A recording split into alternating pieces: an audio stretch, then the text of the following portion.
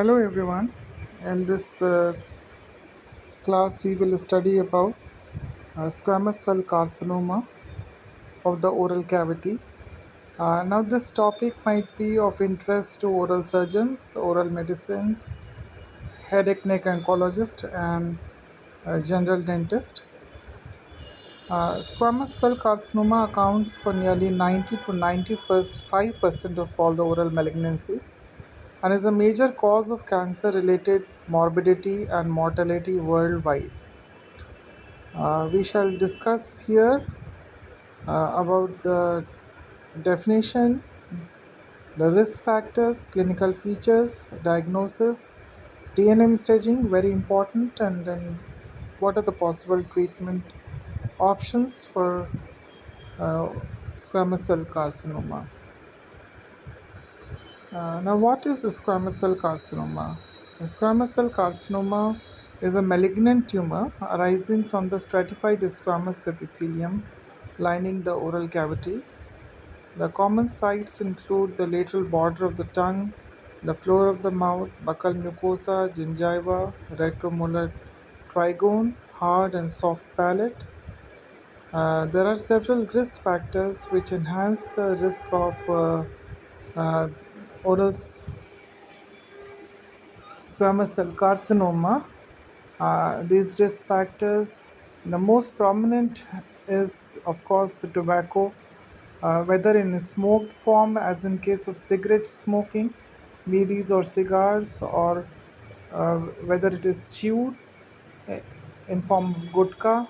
Both of them are equally uh, harmful, and further aggravating the problem is excessive use of alcohol.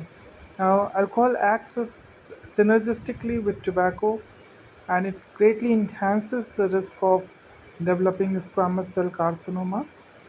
Uh, and there are certain viruses which have been identified as potential risk factors. The most important virus that has been identified in this regard is the human papilloma virus HPV 16. This is a very commonly asked question. What is the which virus is responsible for causing uh, squamous cell carcinoma? And chronic irritation, as in case of sharp teeth or ill-fitting dentures, can also lead to such malignancies.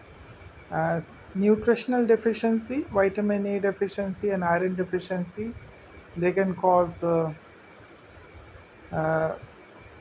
squamous cell carcinoma. And pre-malignant disorders.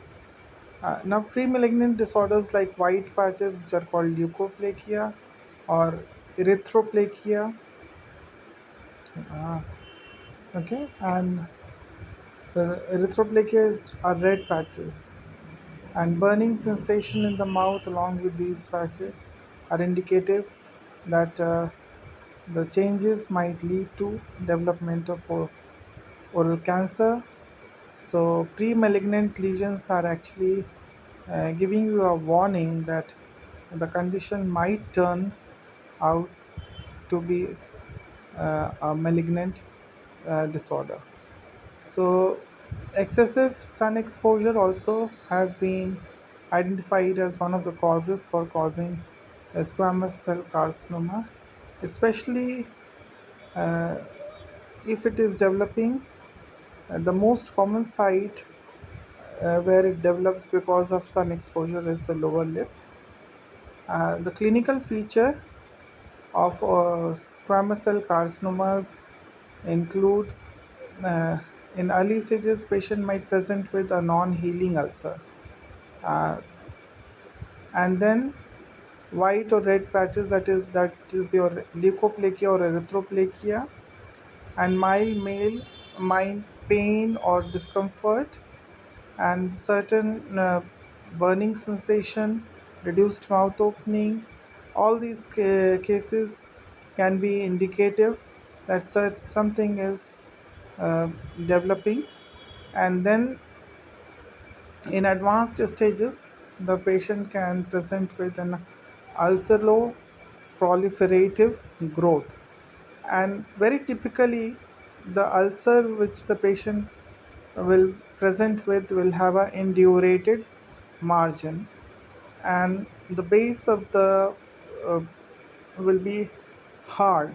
The base of the ulcer will be hard, and it spontaneously bleeds, and if you just touch the lesion it will bleed, and it is difficulty in swallowing might develop, difficulty in speech can develop, mouth opening excessively reduced, and there will be weight loss. Lymph node involvement might or might not be there depending upon at what stage the patient is presenting to you. Enlarged cervical lymph nodes can be found if the uh, metastasis has taken place, and hard and fixed non-tender nodes in advanced diseases.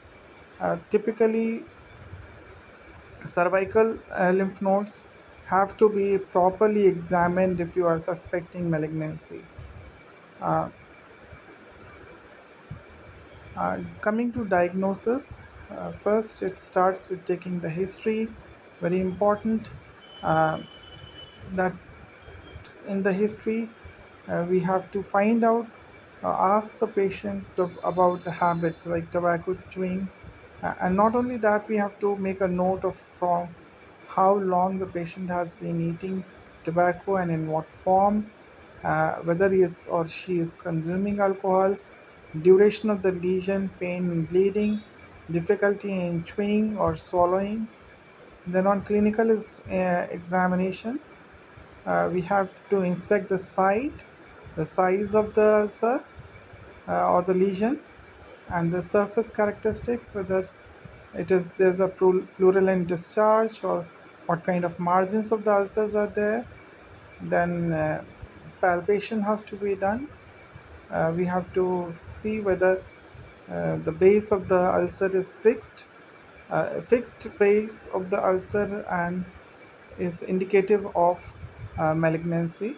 And we have to see about we have to feel the tenderness, palpate. Then examine the cervical lymph nodes carefully. uh, Next part, the investigation, imaging. CT scan is prescribed generally to rule out bone invasion and to determine the tumor extent. And if the soft tissue involvement is more, then MRI can be recommended. And tongue and floor of the mouth lesions, especially MRI will be required. Then PET and CT scan in advanced diseases to see whether the cancer has migrated to some other place or metastasis has taken place or not. Then comes the biopsy. Now, biopsy is considered to be the gold standard for diagnosis. If you do everything else but you have not taken a biopsy, the diagnosis cannot be established. So, the gold standard is, of course, the biopsy. Now, what type of biopsy will depend upon how big the lesion is. An incisional biopsy for large lesion will be taken. That is, a small part of the whole lesion will be taken because it's not possible to resect the whole lesion. So at first a small tissue is taken, and whenever it is taken it has to be carefully determined that some part of healthy tissue is taken and some part of the uh, that affected part has to be taken. So under the microscope it can be compared, the normal and the pathologic part. And then excisional biopsy is only indicated in small lesions and where it is very localized.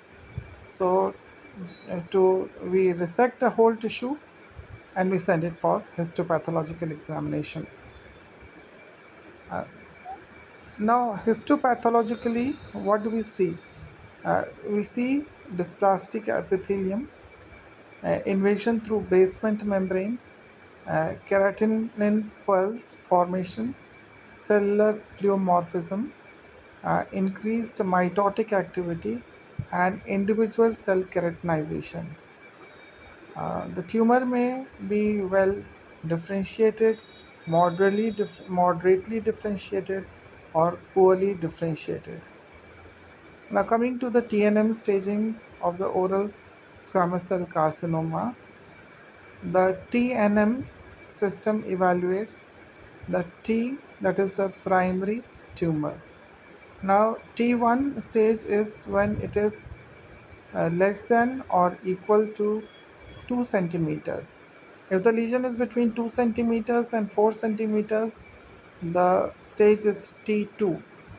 Then T3 is when the tumor is more than 4 centimeters and tumor invades adjacent structure such as bone, skin, maxillary sinus, or deep muscle.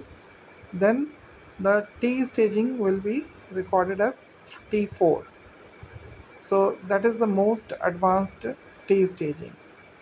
Now N stands for regional lymph nodes. N0 is when there is no lymph node involvement. N1 is single ipsilateral node, that is not bilateral but ipsilateral, and it is less than 3 centimeters. Multiple nodes or nodes between 3 to 6 centimeters, and N3 is nodes are present more than 6 centimeters or extensive nodal diseases there. Then M stands for distant metastasis. M0, no distant metastasis has taken place.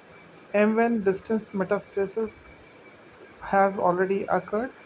And where does the tumor metastasize? Most common site is your lungs, liver, and the bone.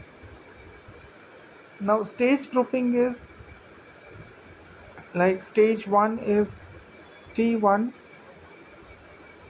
okay, N0 and M0. Stage 2 is T2, N0, M0. That is no metastasis, no lymph nodes, but the tumor has increased in size. Stage 3 is still no nodes, N0, no metastasis, M0, but tumor definitely is growing in size. Or T1 to T3, N1, that is now ipsilateral nodes are there, single or small nodes have been noticed, but metastasis has not occurred. Stage 4A. Stage 4A is moderately advanced local disease. Like stage 4B is very advanced local or nodal disease. That is, your lymph nodes are also involved extensively, and the lesion has advanced and has uh, reached, is disturbing the adjacent tissues. Then comes the stage 4C, that is any tumor, any lymph node, and metastasis has occurred. So if the metastasis has occurred, straight away the stage goes to stage 4C. Okay, up till now we were seeing that metastasis has not occurred, still stage 3, but now when metastasis takes place, that means the it is a critical stage where the tumor has spread to other vital organs also. So treatment of oral submucous cell oral squamous cell carcinoma is, treatment depends upon at what stage the patient is coming to you, then at what site the lesion is there, and patient's general condition. A multidisciplinary approach is generally required to handle such cases. From stage 1 to stage 2, surgery is the preferred treatment. Example, wide local excision, partial glossectomy, marginal mandibulectomy, and radiotherapy may be used as an alternative in selected cases. Stage 3 and Stage uh, 4A combination therapy is generally required.